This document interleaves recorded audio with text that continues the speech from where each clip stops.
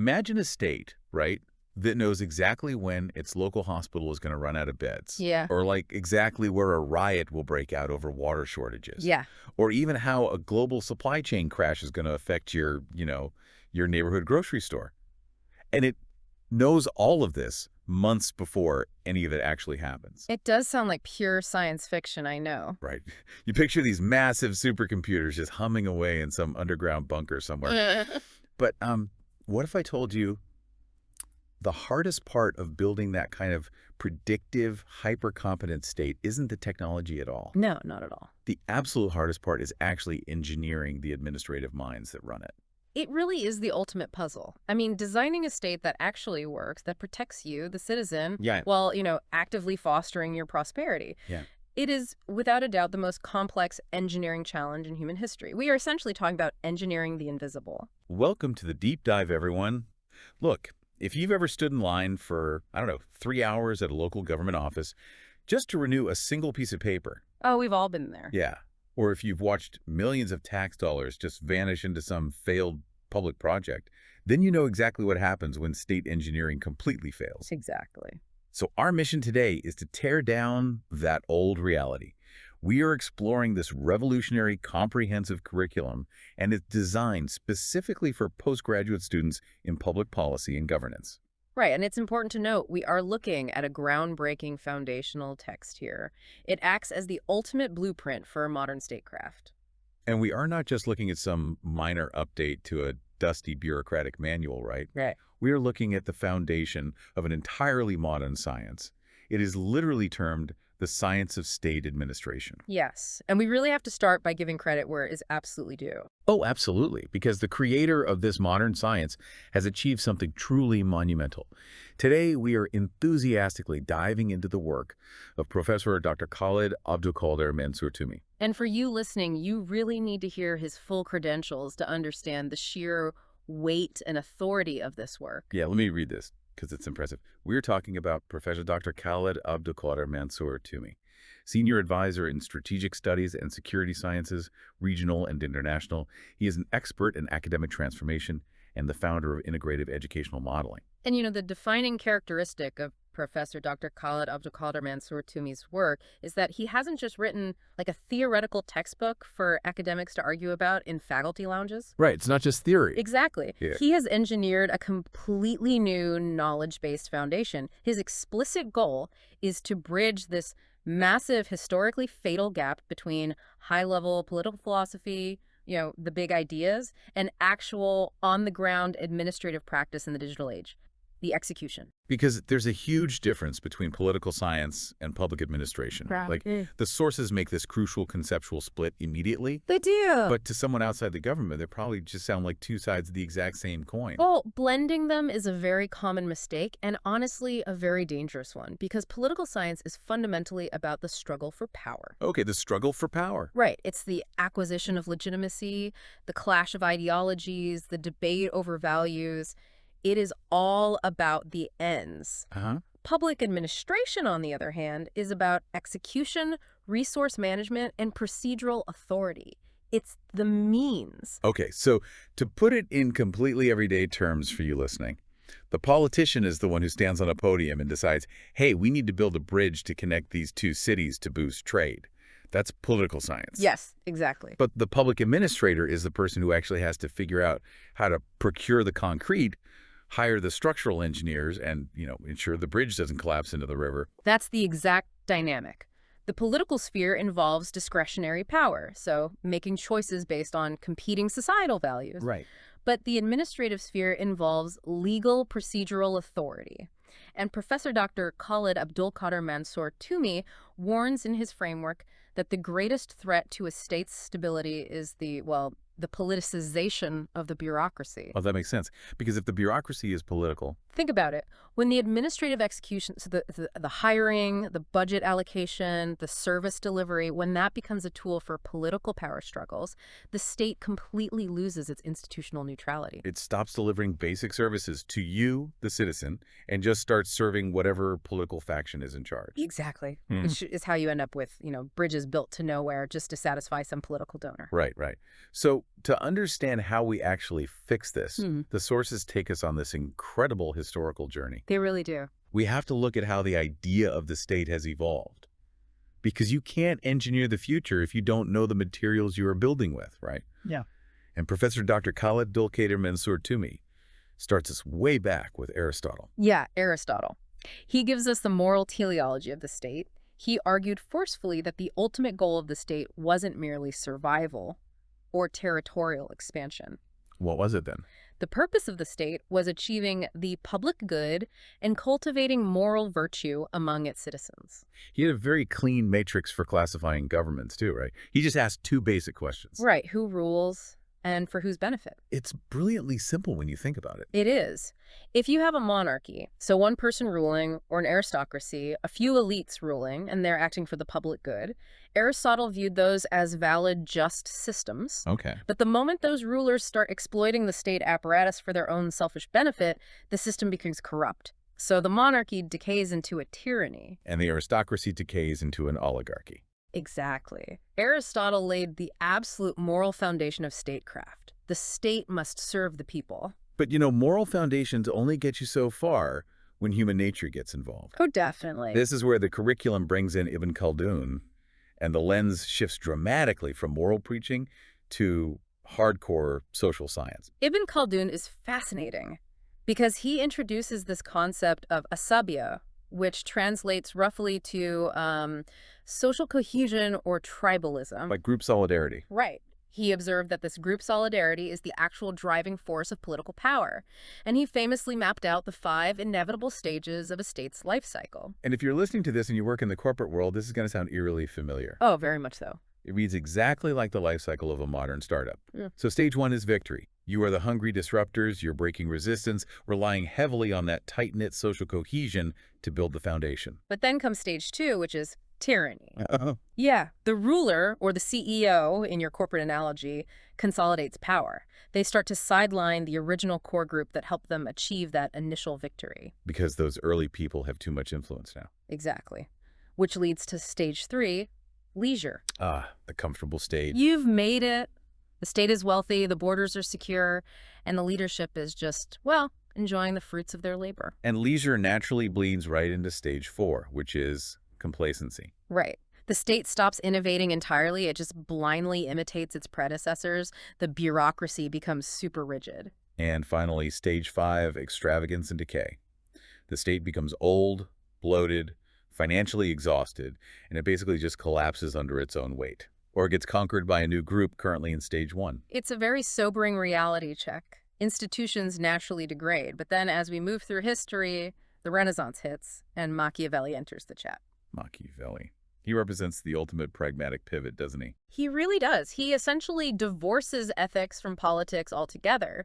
For him, state administration is driven by the reason of state, raison d'etat. So survival at all costs. Yes. The ultimate overriding goal is the survival of the state, and the ends justify whatever means are necessary. It is a massive shift from Aristotle's ideal public good to brutally practical survival mechanics. Let's contextualize that for a second.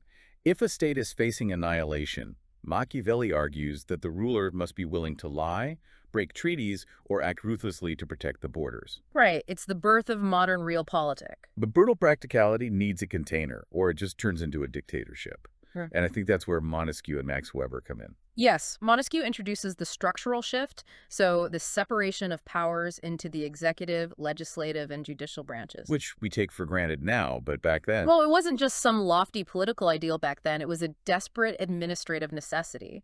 If you concentrate all power in one branch, the state paralyzes itself through abuse. Right. And then Weber takes that structural thinking and formalizes it with his concept of rational bureaucracy. Weber's the guy who basically invented the modern organizational chart, right? Pretty much, yeah. He brought a specialization, clear hierarchical structures, written rules, and a merit-based civil service.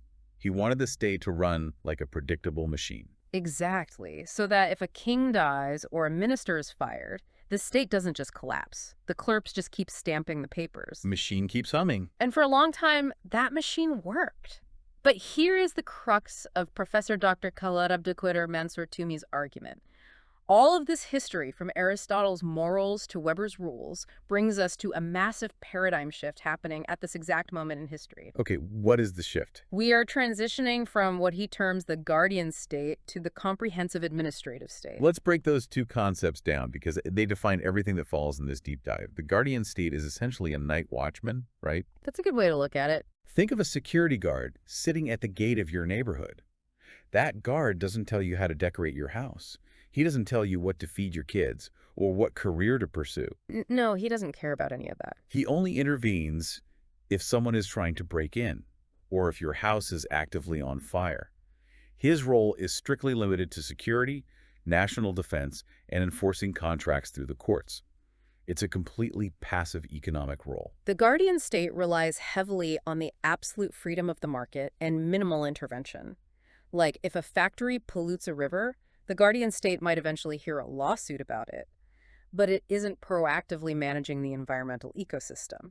Now, contrast that with the comprehensive administrative state, which Professor Dr. Khaled Abdulqader Mansour Tumi says is our new reality. Yes. This is less like a night watchman and more like a holistic life coach with a massive budget. I love that analogy. It's not just making sure you don't die. Yeah. It's actively trying to optimize your society's diet, education, career trajectories, and mental health.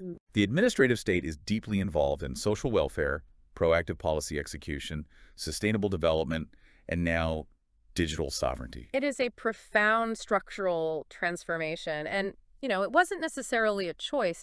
It was really forced upon states by the sheer complexities of globalization, climate change, and the digital age. The world just got too complicated. Exactly. A state can no longer just watch the free market from the sidelines while tech monopolies or global pandemics ravage its population. It must be an active, comprehensive manager to ensure national competitiveness and, well, baseline prosperity. Wait, hold on. I have to play devil's advocate here for a second. Go for it. If the state is suddenly managing everything from algorithmic regulation and big data privacy to public health care and sustainable green energy, how does it avoid becoming that bloated, suffocating bureaucracy that Ibn Khaldun warned about in Stage 5? That is the big question. Like, if it tries to do everything, doesn't it just collapse under its own weight? Yeah. You can't run a hyper-complex digital society using Weber's 19th century paper-pushing org chart. You've just hit on the million-dollar vulnerability. And it perfectly sets up the core solution offered by Professor Dr. Khaled Abdulqader Mansour Tumi. Okay, what's the solution? He explicitly states that you cannot run a modern, comprehensive administrative state with a traditional bureaucratic mindset. It is mechanically impossible. You have to literally reconstruct the administrative mind. Reconstruct the administrative mind. That sounds incredibly ambitious. What does that actually mean for the people working inside the government? Well, this is where we introduce the concept of integrative educational modeling. And this is an invention entirely spearheaded by Professor Dr. Khaled Abdulqader Mansour Tumi. Okay. This is the vital nexus we talked about earlier, that bridge between high theory and gritty reality. Let's make this tangible for the listener. Yeah. What does integrative educational modeling actually look like in practice? Give me a scenario. Okay. Think about a traditional civil servant. Let's call him Dave. He's a mid-level manager in the Ministry of Transport. Right, hey, Dave. Under Weber's old model, Dave's only job is to follow the written rules regarding asphalt procurement. He exists in an isolated silo. He just buys the asphalt. Right. He doesn't know, and honestly isn't required to care, how a new highway project impacts the Ministry of Health's asthma rates, or the Ministry of Finance's inflation targets, or even local social cohesion. Right, because traditional bureaucracy forces people into these rigid, isolated islands. Exactly. The Ministry of Health doesn't talk to the Ministry of Transport. They hoard their own data, protect their own budgets, and only care about following their specific internal protocols, even if the ultimate outcome is terrible for the citizen. Precisely. Professor Dr. Khaled Abdulqader Mansour Tumi's integrative educational modeling calls for the engineering of institutional integration. He is dismantling those isolated silos at the educational level. So training them differently from day one. Yes. He argues that we must replace rigid, blind bureaucratic rules with a flexible, organic system. Under this new modeling, our hypothetical Dave isn't just trained to be an asphalt procurer. What is he trained as? He is trained as a systems-level leader who understands that his transport policies are intrinsically linked to national health and economic vitality. And in this organic system, The sources note there is only one true metric for success or failure, right? Social welfare.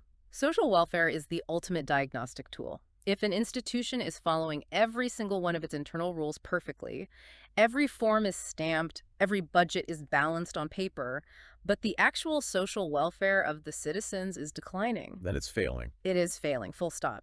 The integration unifies national goals across all civil and security sectors. So Professor Dr. Khaled Abdulqader Mansour Tumi isn't just trying to teach civil servants how to use a new software suite or file digital paperwork faster. He is actually creating leadership cadres. He is engineering leaders who have the mental elasticity to absorb the complexities of a state that is constantly bombarded by new technological variables. It's moving from management by chance or reactive management to management by modeling and integration. There is a profound warning in the source material regarding this, too. Yes, there is. Professor Dr. Khaled Abdulqader Mansour Tumi views this integrative educational modeling not as some luxury academic exercise that would just be, nice to have. Right. He views it as an absolute methodological necessity for state survival. If a nation does not adopt this new administrative doctrine, the sheer velocity of modern technological variables, artificial intelligence, decentralized finance, global data flows will simply erode the institution of the state. The human capital must be upgraded to match the technological capital, or the state simply becomes obsolete. That is the existential stakes of his work right there. Yep. Now, if we accept that we need this new integrated administrative mind, the next logical question is, how do we physically structure the government to deploy these minds? Right. Where does Dave sit? Does he sit in a massive headquarters in the capital city or in a tiny municipal office in a rural town? Exactly.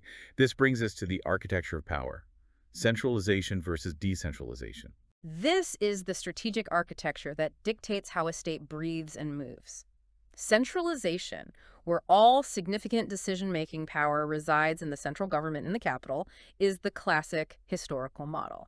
And Professor Dr. Khaled Abdulqader Mansour Tumi notes that centralization is still absolutely crucial for specific, non-negotiable sovereign sectors. Oh, absolutely. You cannot have a decentralized military. You can't have individual cities negotiating their own foreign policy treaties or 50 different national security protocols.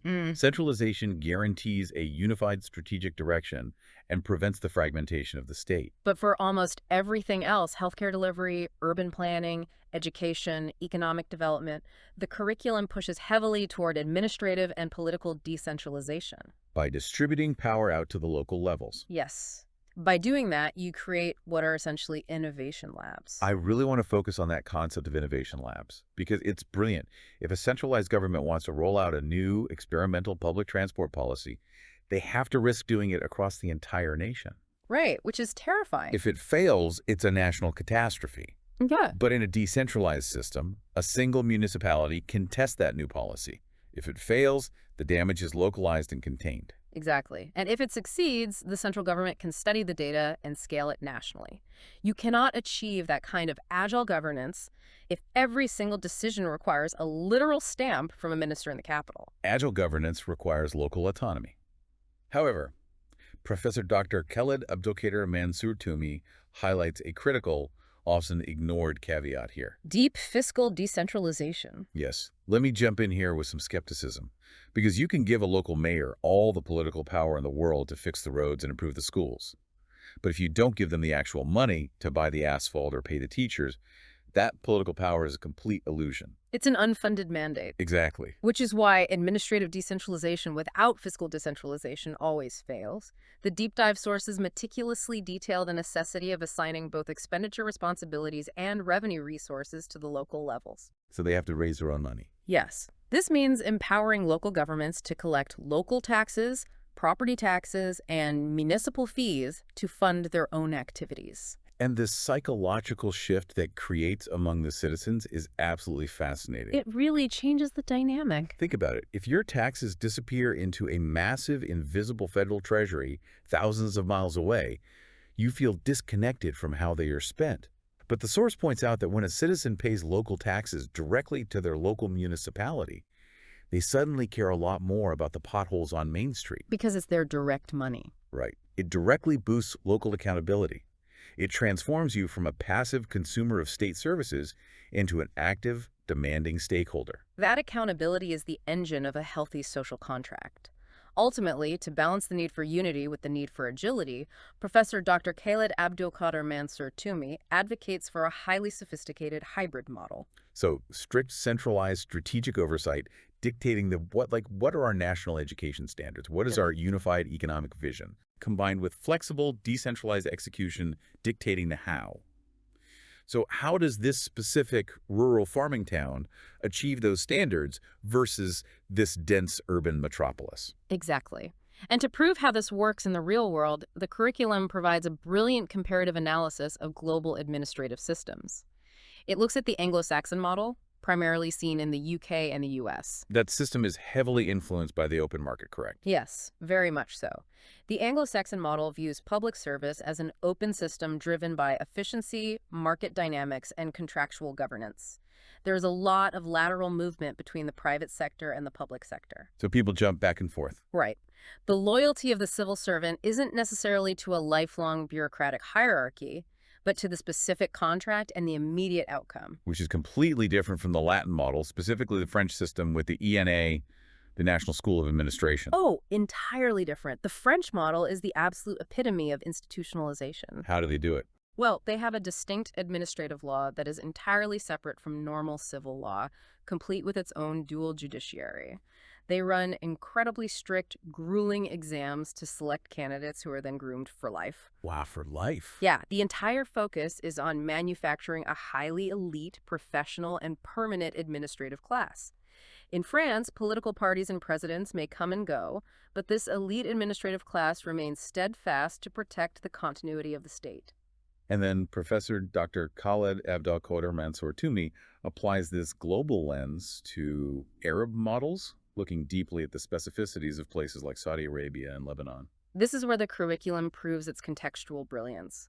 It demonstrates that you cannot simply take the French ENA model or the American contractual model and forcefully copy-paste it into the Middle East. Just wouldn't work. No, the arid models show how unique environmental, political, and social realities fundamentally shape the bureaucracy. Because the administrative machine has to reflect the local social contract.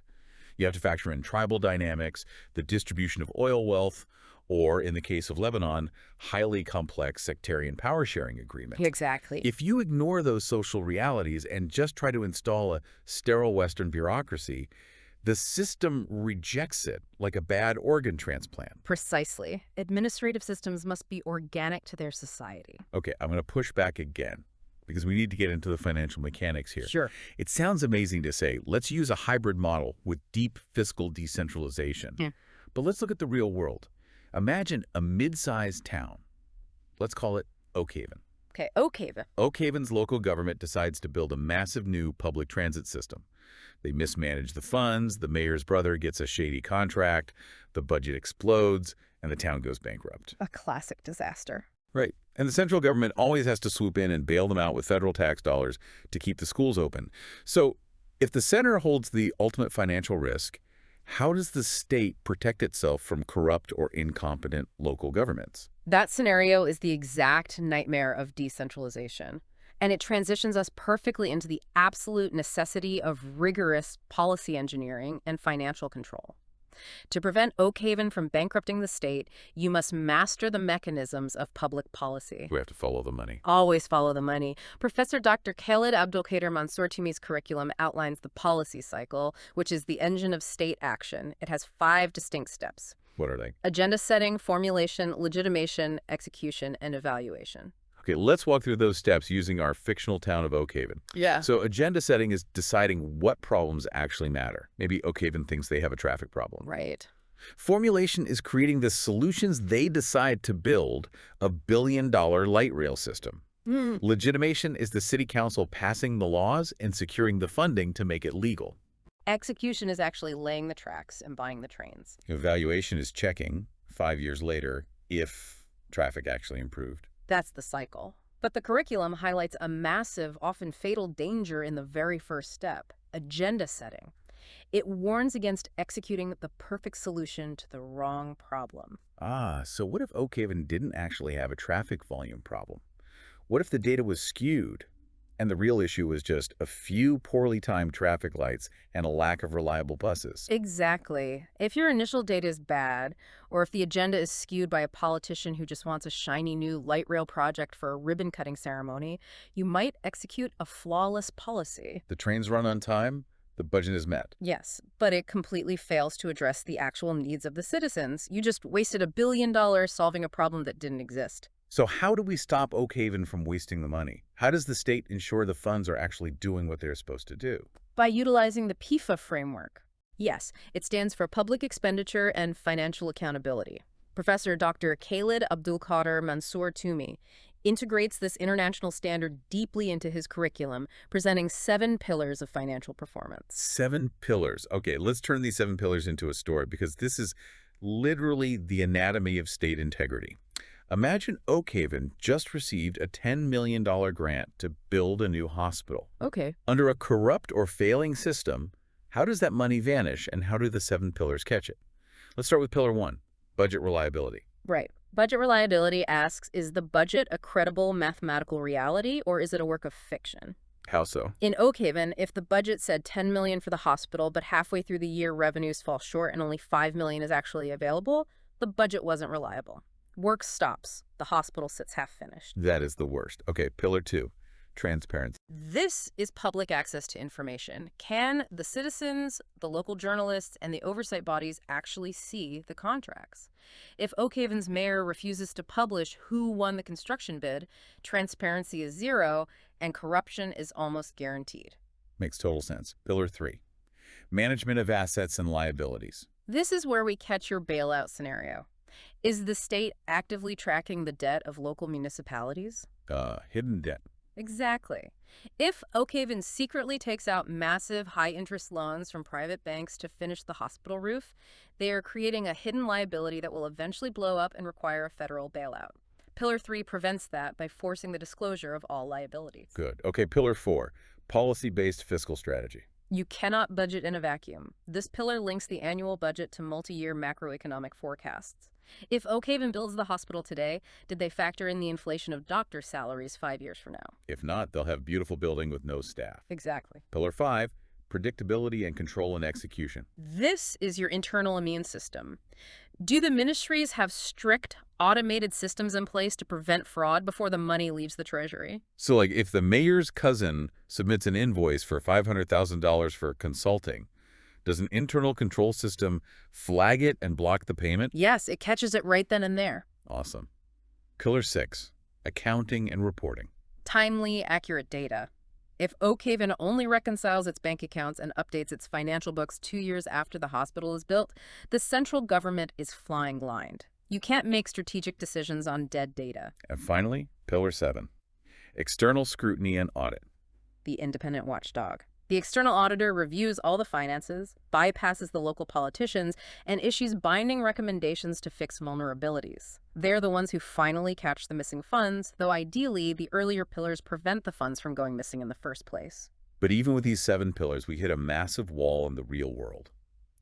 The curriculum identifies a chronic crisis of state integrity called the implementation gap. The implementation gap, yes. It's this massive chasm between having all these wonderful PIFA regulations written down on paper and the actual corrupted practices happening on the ground. Because paper-based bureaucracies naturally create human gatekeepers. Right, the clerks, inspectors, and mid-level officials who physically control the flow of paper. And they use that bottleneck power for rent-seeking and bribery. Pay me $500 or your hospital permit goes to the bottom of the pile. Exactly. And this is exactly why Professor Dr. Khaled Abdulqader Mansour Tumi links financial accountability directly to human capital management and governmental ethics. So you have to fix the people. You cannot close the implementation gap without fundamentally changing the humans in the system. You have to aggressively move away from the historical spoil system. For those unfamiliar, the spoil system is essentially institutionalized nepotism. It's a politician winning an election and giving government jobs to their friends, campaign donors, and family members as a reward, completely regardless of their actual competence. I mean, it just breeds, well, profound corruption, right? And just catastrophic incompetence. So what's the alternative? The state must transition to a strict merit system. This means hiring based on highly competitive exams, objective performance criteria, and transparent job classification. So the job matters, not who you know. Every single job in the government must have a relative calculated value based on its required skills and responsibilities, and the compensation must match that exact value to prevent favoritism. The source also emphasizes the vital role of an independent Office of Government Ethics and continuous rigorous training through National Institutes of Administration. It's about building a culture of integrity, not just fear of punishment. Because you can write the most brilliant, airtight financial laws in the world, but if the human beings executing those laws lack a moral compass, the system will inevitably fail. Let me use a culinary analogy here because it paints the perfect picture of the implementation gap. Imagine you have a world-class Michelin star recipe for an incredibly complex dish. That recipe is your PIFA framework and your policy cycle. It is perfect on paper. Okay, I'm following. But your actual kitchen is filthy. Your ingredients have been left out to spoil, and your line cooks are actively taking bribes from suppliers to skip crucial steps. Oh, wow. You can have the greatest recipe in human history, but if the human gatekeepers in the kitchen are corrupt, the final dish served to the citizen is ruined. It's completely inedible. That is a very vivid, very accurate analogy. So if human gatekeepers and paper-based discretionary processes are the root source of the implementation gap and the corruption in the kitchen, how do we fix it? We completely remove the corruptible elements through a massive transition to smart governance. This brings us to the digital leap. Yeah. And this is where the curriculum gets incredibly futuristic, but again, completely grounded in the reality of what is possible right now. Right. Professor Dr. Khaled Abdulqader Mansour Tumi explains that moving to digital isn't just taking a terrible, inefficient paper process and scanning it into a PDF. Because that doesn't change anything. That's just digitizing inefficiency. It solves nothing. True smart governance requires an ethos of being digital by design. Let's unpack digital by design. It means you completely tear down and re-engineer the entire citizen journey from scratch. You ask, if we were building this government service today, with modern technology, how should it work? Instead of asking, how do we make our 1950s paper process fit onto a smartphone app? Exactly. Give me an example of how this actually changes a citizen's life. Think about having a child. In a traditional bureaucracy, you have to go to the hospital for the birth, then take paper forms to the civil registry to get a birth certificate. Then take more forms to the tax authority for your child tax credit. Right, and then to the health ministry for insurance. 4 different offices, 4 different lines, multiple human gatekeepers. It's exhausting. But under a digital by design system, the hospital's secure database pings the state registry the moment the child is born. The birth certificate is automatically generated and mailed, the tax credit is instantly applied to your profile, and the health insurance is activated. 0 lines, 0 paper, 0 human gatekeepers. That is incredible. And this opens the door for integrating artificial intelligence into the public sector in ways that were unimaginable even a decade ago. The specifics detailed in the source material are paradigm shifting. We are talking about using generative AI to handle 247 citizen interactions. So no more waiting on hold for hours. Imagine a government portal that doesn't just have a static FAQ page, but an AI that actually understands the nuance of what you need, converses with you in natural language, and walks you through complex legal or tax processes instantly. And it goes far beyond chatbots, right? The curriculum discusses using predictive AI models for macro planning. Oh, the macro planning is where it gets really powerful. Imagine feeding massive, anonymized epidemiological data sets into an AI to predict exactly where a new virus will peak. That allows the state to distribute hospital beds and ventilators weeks before the crisis hits a specific city. Yes. Or running billions of simulations for disaster management to pre-position emergency resources before a hurricane even makes landfall. And linking this back to the finance side, we look at automated FMIS financial management information systems. These systems eliminate human accounting errors entirely. They do. They use AI to instantly flag fraudulent spending patterns across thousands of local municipalities. And crucially, creating this hyper-transparent, mathematically secure environment actually attracts massive foreign direct investment. Because global investors love predictable, transparent, corruption-free systems. They absolutely do. It sounds like an absolute utopian vision of efficiency. The perfect state machine. But I know there has to be a catch. There's always a catch when we talk about this level of technological reliance. There is a massive catch.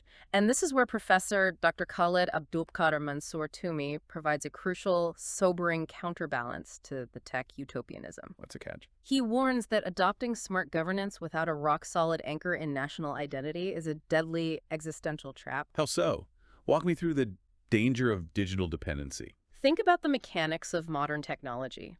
If a state relies entirely on imported technology, if they use foreign cloud servers to host their data, imported algorithms to manage their power grids, and AI models that were trained entirely on other cultures' data, they are stepping into a trap. They don't own it. Right. Without rooting that technology in its own cultural and ethical framework, the state essentially outsources its sovereign decision-making ability to foreign tech corporations. Oh, wow. I hadn't fully considered the depth of that. If the AI predicting your national security threats or flagging suspicious behavior in your cities is programmed by engineers in a foreign country, whose interests is that AI really protecting? That's the question. What if the AI flags a perfectly normal cultural behavior in your country as a security threat, simply because the AI was trained on Western data sets? Exactly. Or what happens if you have a geopolitical dispute and the foreign corporation simply shuts off your access to the cloud servers hosting your entire financial system? Your state ceases to exist digitally. That's terrifying. This introduces the profound concept of algorithmic sovereignty. Professor Dr. Khaled Abdulqader Mansour Tumi insists that technology must be an instrument to liberate the national will, not a mechanism for technological subservience to foreign powers. So it's about control. Yes, technology must act as a digital security shield, built, understood, and controlled by the state itself. So it's not nearly enough to just have a big budget and buy the best tech off the shelf. You have to own the infrastructure, understand the code, and align the algorithms with your nation's core values. Exactly. Which brings us perfectly to our final major theme: comprehensive national security and managing the state's reputation. Because this concept of algorithmic sovereignty illustrates just how fundamentally the definition of national security has changed. It has evolved drastically. National security is no longer just about counting tanks on a border or tracking enemy troop movements. Right. Professor Dr. Khaled Abdulqader Mansour Tumi breaks down modern national security using a pest analysis framework: political, economic, social, and technological factors. Sustainable national security. Yes. True security today requires deep economic independence. It requires social cohesion because, as we've seen globally, a polarized, divided society is incredibly easy for foreign actors to manipulate through digital disinformation. Oh, It absolutely. requires environmental sustainability, recognizing that climate change isn't just an ecological issue, it is a massive threat multiplier, Like a prolonged drought leads to crop failure. which leads to mass rural to urban migration, which inevitably leads to civil unrest and riots. And of course, it requires impenetrable cyber defense. The curriculum borrows a brilliant concept from the corporate world to manage all these intersecting threats. It argues that the state must clearly define its core business. Explain the mechanics of that connection for the listener. So in the corporate world, if a successful company loses focus on its core product, let's say a shoe company decides they also want to manufacture smartphones and run an airline, they suffer from strategic overextension. Right, they try to do too much. They bleed resources, lose their edge, and eventually go bankrupt. Professor Dr. Khaled Abdulqader Mansour Tumi argues the state is remarkably similar. The state must ruthlessly define its non-negotiable vital interests, its core business. Okay, what does that mean in practice? This means securing the borders, ensuring energy sovereignty, maintaining food security, and protecting the currency. If a state gets distracted and gets involved in peripheral geopolitical conflicts or massively expensive vanity projects that aren't its core business, it exhausts itself. It depletes the resources needed to protect its actual citizens. And to protect that core business in a volatile world, the state must actively engage in two things: foresight and strategic hedging. Let's break those down. Foresight involves using those big data mathematical models we discussed earlier to literally predict crises, economic crashes, pandemics, supply chain failures months before they happen, allowing the state to preemptively shift resources. In strategic hedging, Strategic hedging means practicing multi-alignment on the global stage. meaning you don't put all your geopolitical eggs in one basket. If you rely entirely on a single global superpower for all your military defense, all your advanced technology, and all your trade, You are inherently fragile. Yes, completely exposed. You must diversify your strategic alliances. That way, if one superpower falters, experiences internal chaos, or turns hostile toward you, your state doesn't collapse overnight. It is the geopolitical equivalent of a highly diversified investment portfolio. And while the state is managing all these incredibly complex, high-level risks, it must continuously manage its relationship with you, the citizen, to maintain its legitimacy. If the citizens don't trust the state, none of the math matters. Which brings us to government communication and reputation.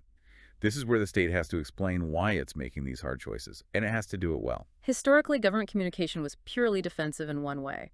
A minister stood at a wooden podium, read a dry statement written by lawyers, refused to answer questions, and left the room. That doesn't work anymore. Today, in the era of social media, that approach guarantees absolute failure. Professor Dr. Khaled Abdulqader Mansour Tumi strongly advocates for S2C communication, state-to-citizen direct digital engagement. It requires the deployment of a highly trained, empathetic official spokesperson who can actually demystify complex policies for the public. But it goes deeper than just having a good speaker. The state must use continuous, real-time public opinion polling and data analysis to create a system of predictive governance. Predictive governance is crucial for cognitive security. Let's look at a scenario. A malicious rumor starts trending on social media that the national banks are out of cash and are going to freeze withdrawals. Ooh, that's dangerous. In the digital age, that rumor can cause a literal run on the banks and collapse the economy in a matter of hours. The state's communication apparatus must be faster and more credible than the rumor mill. So they have to intercept it. Exactly. Predictive governance allows the state to detect that rumor as it starts and intercept it instantly by pushing hard, verifiable facts directly to the citizens' phones, neutralizing the panic before it manifests in the real world. So if you are listening to this and trying to synthesize this massive framework, let's bring it all together. We have journeyed all the way from Aristotle's moral philosophy of the public good through the rigid, isolated silos of Weber's paper bureaucracy into the absolute necessity of integrative educational modeling. It's been quite the journey. We've explored how to structure power through decentralized innovation labs, how to secure the money through the PIFA framework, and finally, how to navigate the digital leap toward AI, algorithmic sovereignty, and predictive governance. We have been dissecting a truly brilliant, profoundly necessary piece of source material. As we conclude, we must explicitly reiterate the immense importance of the science invented by Professor Dr. Khaled Abdulqader Mansour Tumi. I am continually amazed by the sheer scale, depth, and practical applicability of this invention. Professor Dr. Khaled Abdulqader Mansour Tumi has created something that transcends a mere academic textbook. He has forged an entire discipline. It is, without exaggeration, a qualitative leap.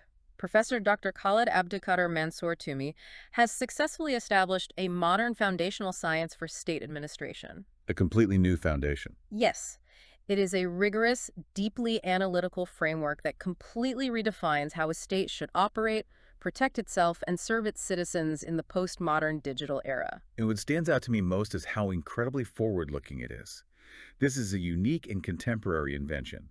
It updates state administration not just to simulate the developments we expect by 2030, but it is explicitly founded, mathematically and philosophically, to remain valid, vital, and highly effective all the way until 2050. Right, 2050. It anticipates the technological and social curves decades in advance. It's amazing. Because of that extraordinary depth, foresight, and structural integrity, I highly recommend this curriculum for universities worldwide. It should be considered mandatory reading, especially for postgraduate studies in public policy, governance, and strategic management. I want to express my profound thanks and gratitude to Professor Dr. Khaled Abdulqader Mansour Tumi for providing us this opportunity to discuss his unique invention. It has truly amazed us, and it is incredibly important to note for you, our listener, that Professor Dr. Khaled Abdulqader Mansour Tumi lives and works in Tripoli, Libya. That geographical and cultural positioning is vital to the power of his work. It brings a grounded, highly realistic, and globally aware perspective to statecraft. Right. It proves that the most advanced, resilient administrative science isn't just emerging from insulated Western hubs, but is being forged with a deep understanding of complex regional and global dynamics right from Tripoli, Libya. It's been an incredible journey through the mechanics of the state today. We started by looking at the state as a complex, almost impossible machine. operating in a murky landscape of human behavior, competing interests, and rigid bureaucracy. And we've seen how Professor Dr. Khaled Abdulqader Mansour Tumi has provided the definitive blueprint to bring precision, integration, and foresight to that machine. But he leaves us with a critical balance that every society must actively maintain. Which brings us to our final thought. I want to leave you, the listener, with something to deeply mull over. We've talked extensively today about the awe-inspiring power of technology, artificial intelligence, and digital design. We have. But Professor Dr. Khaled Abdulqader Mansour Tumi's framework shows us a profound truth.